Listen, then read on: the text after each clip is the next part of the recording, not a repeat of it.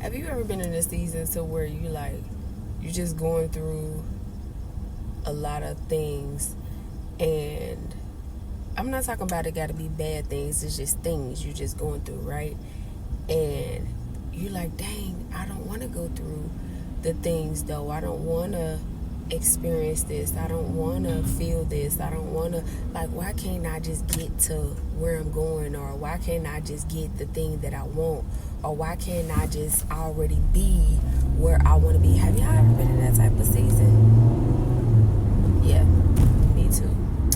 And,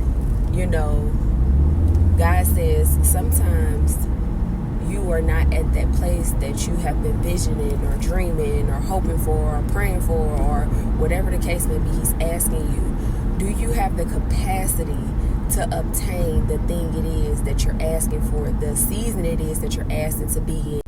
Are you mentally ready? Are you physically ready? Are you spiritually, most importantly, ready? Because if you are not, you will not be able to withstand the things that come in that new season it is that you are asking for, right?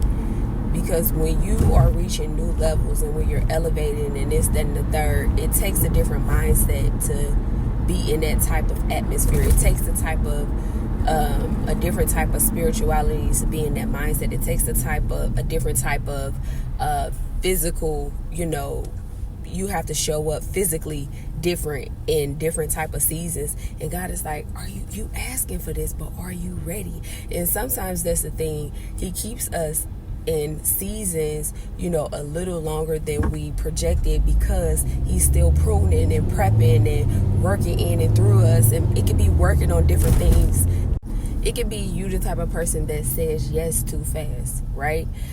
This is just for instance, like when somebody asks you to do something, you are saying yes because you're thinking like, oh yeah, I'm a nice person, or this is a nice person, or this seems like a great situation. This seems like a good situation, but everything that's good ain't God, right? So you have to take the time to mentally prepare yourself to deliver a yes to somebody.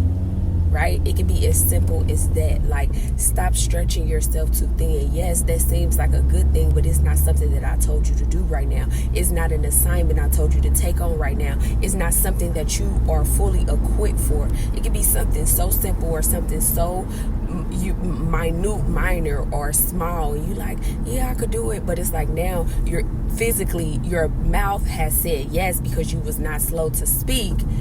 And now you have not physically trained yourself to be in that place that you said yes to, that you agreed to do, that you told somebody, I'm gonna show up at this time, and you got kids, or you had another responsibility, you didn't check your calendar first, or you did not understand that you already had things going on at that day at that time, right?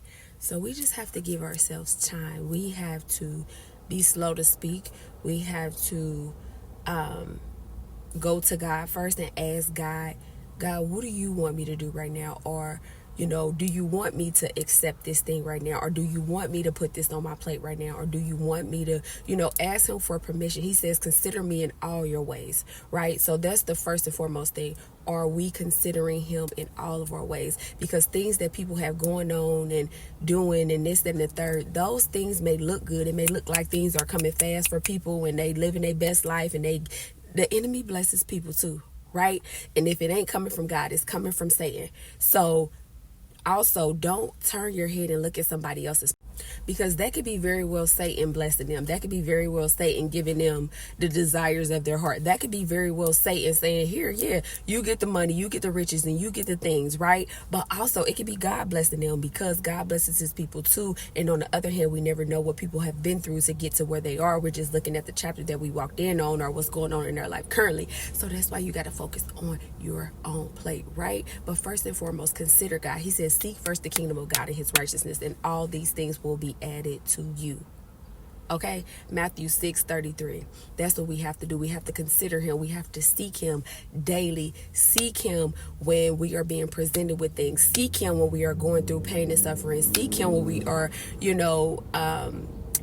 feel like we are getting weary and well doing. Seek him when we feel like there's something going on with our children and we don't know which way to go with our spouses, in relationships, in friendships. God says, seek me first and everything. Seek me first and everything else will be added. God is looking, maybe, just maybe, God is looking for you to seek him in this season. Maybe he's looking for you to seek him. Not your spouse, not your children, not your best friend, not people. But God is saying, come to me, seek me. I can help you with that. I'm your helper.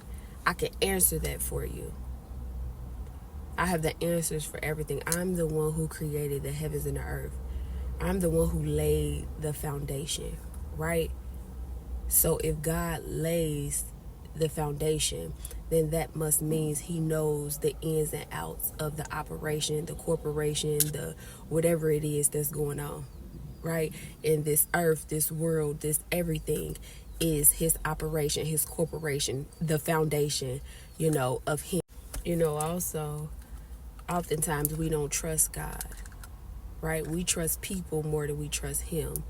Like I was saying, we go to people first before we go to him because we feel like that the people will deliver or give us the thing that we want, right? Like we don't trust God enough. And in Proverbs 3, 5, and 6, it says, trust in the Lord with all your heart and lean not onto your understanding. When we're leaning onto our own understanding, that's what makes us act out of the flesh and want to go to man before we go to God. And oftentimes we'll just go to man and get the answer that they gave us, and we won't even consider God or include him, right? And not even understanding the fact that he's a jealous God. Like, that's how he is. He wants us to come to him, but we have to trust God. Just like those chairs you sit in, like you sit down in a chair and you trust that it's not going to fall. You got to trust that God is not going to leave you. Sit down in the chair. It has 4 legs, right? And you don't think about it. You just sit, right? It's a chair. You sit, right? So you're trusting in your mind that the chair has the capacity to hold you up. The chair has the capacity to not allow you to fall. The chair has the capacity to do all of these things, right? And oftentimes you don't even know the person, the maker of the chair, of the product, right? But you trust that it's going to work just because it's a chair, right? But to know God and to know he created the heavens and the earth, to know that he leaves his word here for us to have answers, to know that all of this is his, to know the manufacturer of all of this and not to consider him at all is crazy. Absolutely insane. We know the manufacturer. We know the creator. We have the ability to just go and talk to him whenever. And we simply don't. How foolish. But that's just the word I wanted to give to you guys today. Go and talk to your father, to our Father, about anything that you want to talk to him about. You can come to him. You can go to him about anything that you want to talk to him about. Start to talk to him more throughout your day. I promise you, it's going to change your life.